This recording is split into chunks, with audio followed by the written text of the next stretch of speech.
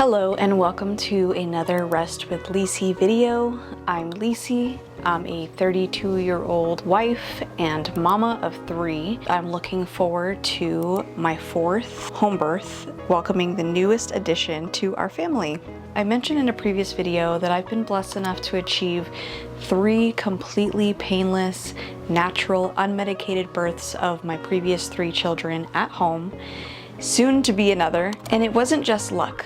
It's my opinion that you can greatly influence the outcome of your birth with the right preparation. And so in today's video, I want to discuss the 6 ways and how I was actually able to achieve completely peaceful, comfortable births at home. Now, I do want to make a disclaimer. Of course, there's always going to be exceptions to any situation. My belief, however, is that when these tips are implemented, they will greatly increase the likelihood of a peaceful, natural birth, regardless of where or how you choose to birth. A structured birthing program is a great way to make sure that you're consistent with the tips that I'm about to mention. I talk about my preferred birthing programs towards the end of the video, so if you're looking for my recommendation for any specific programs, please stay tuned to the very end. So my first tip for birthing naturally and unmedicated is to birth where you feel the most comfortable and around the people that you feel most comfortable with. The biggest influence on the outcome of birth can basically be boiled down to this. When the body feels stress during birth, this can be recognized in the body as tension, which ultimately is resistance in the body to the birthing process. And unfortunately, resistance to the birthing process is what can stall a labor, delay a labor, make it so much longer than it needs to be. And if your goal is to birth naturally, if you are going to birth in a hospital, highly recommend hiring a midwife or a doula who can help advocate for you in that setting so you can focus more on yourself and your birth. For me, birthing at home is a strategic choice because I get to choose the birth team that I know will be 100% on board with my birth plan and preferences.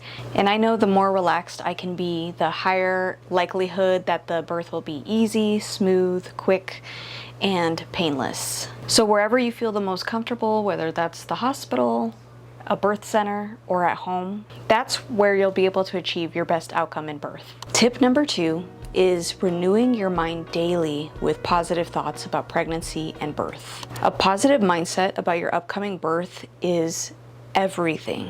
If you are not fully convinced that you can achieve a painless, unmedicated birth, then it's unlikely that you will. We can unknowingly experience more discomfort than is necessary simply because we expect it to. And if you don't think that it's possible to birth naturally without pain, then you might end up self-sabotaging the process. That's why positive affirmations throughout your pregnancy leading up to your birth are so important. It builds faith over time that you will birth beautifully and naturally. The intentionality you place around pregnancy and birth can absolutely have a profound effect on your birth outcome. And in addition to introducing positive thoughts into your daily life, I'd say it's just as important to remove negativity about pregnancy and birth and postpartum in your life. This may mean setting boundaries with people who try to share their traumatic birth stories with you. It may be well-meaning and in an effort to relate and connect with you. But in reality, it isn't all that helpful when your goal is to stay focused on your highest and best possible outcome in birth. So lovingly limit those conversations when you can. Anyone that truly cares for you or respects you will have no problem understanding this. Also, throughout your pregnancy, it's advisable to not watch television shows, movies that depict birth in a traumatic or negative light. It's not that you're so sensitive that you can't handle any amount of negativity.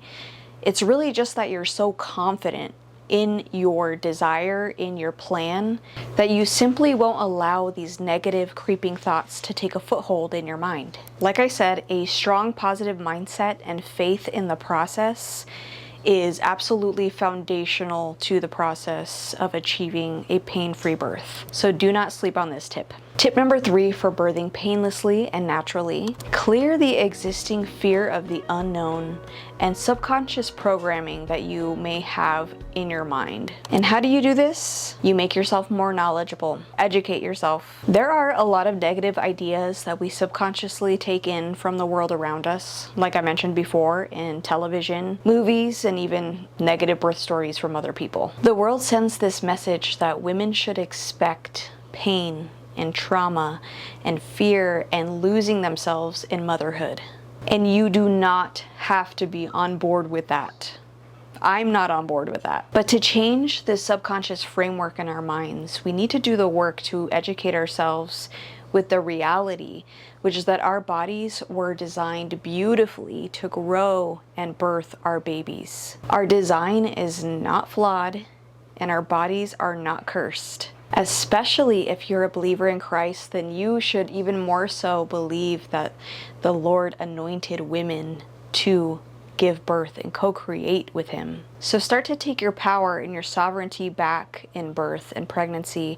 Educate yourself on pregnancy and how your baby grows in pregnancy, what to expect in birth, the stages of birth, the medical interventions, the risks, the benefits, and you will start to see that your decisions don't have to be made out of fear anymore. The more you illuminate the parts of birth that scare you, the more confident you will become, resulting in more comfort and peace in the birthing room. A really great way to start believing and taking in this new programming, renewing your mind with truth about beautiful births, is to listen to positive birth stories from other women. You can read them, you can watch them, listen to them. Start to see the reality that many women are achieving unmedicated, pain-free births every single day. Doing this certainly helped change the course of my life, and I'm sure if you start to surround yourself with these positive stories, it will change yours as well. I am planning to share all 3 of my positive birth stories on this channel as well, so please subscribe and stay tuned for that if that's something you're interested in watching. Okay, tip number 4 is to replace the old birth language with new positive birth language. We have some outdated birthing terms in our communities that have a very negative association with them. For the very same reason I mentioned in my previous tips, it's important that we reframe and change these words into positive associations. For example, when we hear the word labor, this word implies that there is a toiling, a difficulty, a struggle to get to the end or to achieve something. So the term that I like to use instead is birthing time. It's a much more neutral term. It reminds me of my baby's birthday. It reminds me of the fact that this is a moment in time that I should cherish. In my day-to-day life, I do not use the word labor. The only reason I've used it in this video or past videos is because someone who may not be familiar with these birthing terms may not know what I'm talking about, so that is the reason why. But typically amongst, my family members, my friends, with my midwife, I'm using positive birth language. Another word with a negative association is pain. Now that one's obvious. Nobody likes pain. I instead use the words like intensity or discomfort, because they're much softer. They still describe a level of discomfort, but it's not expecting agony. Those are just a couple of the terms that I can think of off the top of my head, but I would highly recommend looking into changing your verbiage around pregnancy and birth, and then asking your birth team, your birth partner, the people around you to also adopt the same birth language to just help you stay in the positive frame of mind. And on that note, in birth itself, I find it very helpful to just avoid any kind of data metrics at all, like my dilation progress.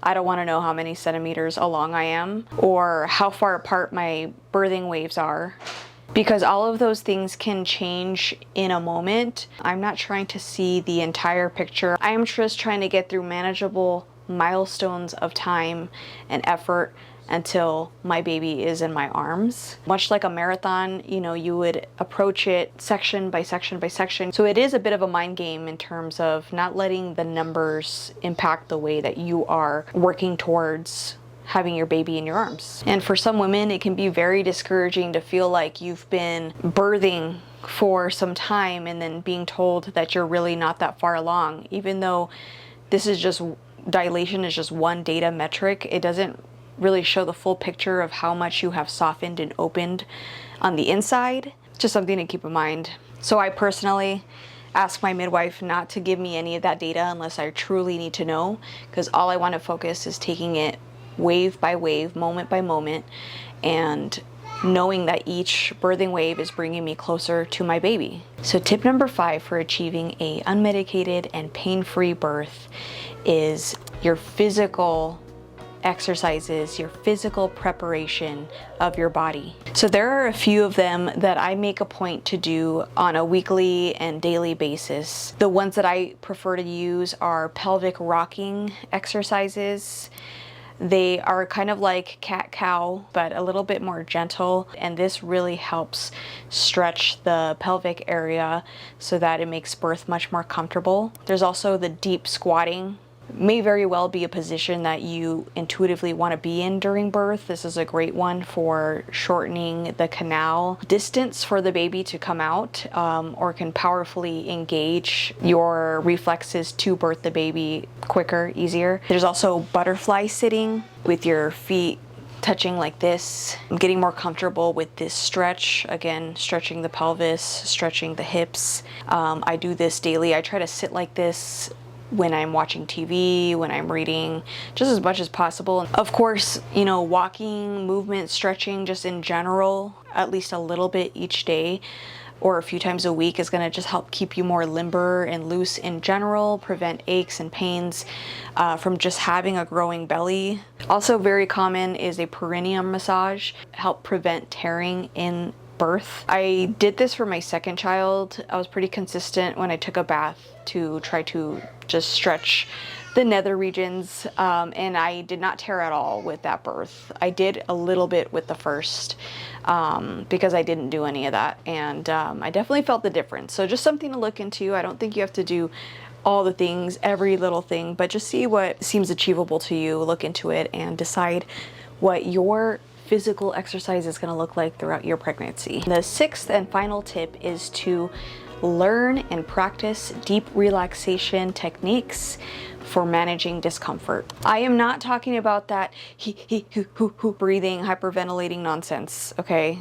That's all too common and I think outdated childbirth classes.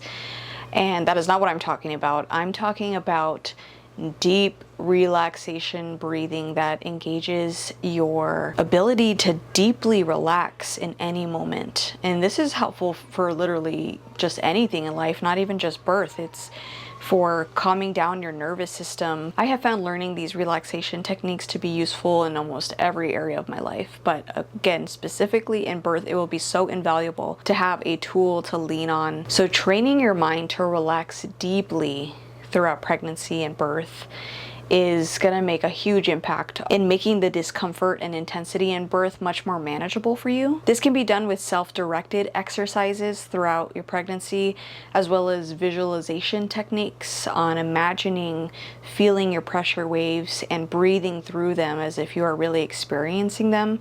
It's been so powerful for me because I feel like the training just kicks in when it's time to birth. I have visualized so much and expected such comfortable birth that when it actually is happening, my body truly just takes over, and it's just my job to stay calm and relaxed and allow my body to do what it knows to do naturally.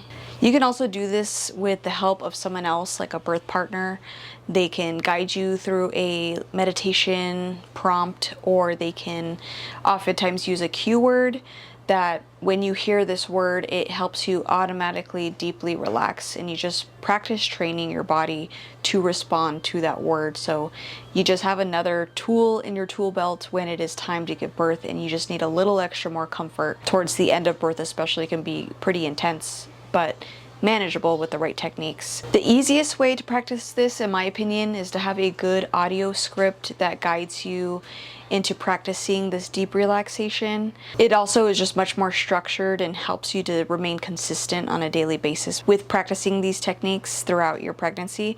The more you practice, the easier it will be for you to use your training and actually be able to rely on it. This mental training has been so powerful for me that almost every single birth, it's been hard to even tell how far along I am, because I'm just so comfortable that I don't even really realize that I'm birthing until the baby's actually crowning. That might sound chaotic, but to me that is like the ideal situation. I want to be so comfortable I don't even know I'm about to give birth. It's ideal to just be able to smoothly and quickly get to the very end and have my baby in my arms a lot sooner. So I would absolutely never skip this step when it comes to achieving an unmedicated and pain-free birth. So those are my 6 tips for achieving a natural, painless birth. As I mentioned earlier in this video, a good birthing program can be a very great way to provide a structured plan in utilizing all these tips that I mentioned. I'm currently creating my own faith-based birth program that I'm actually following throughout this pregnancy.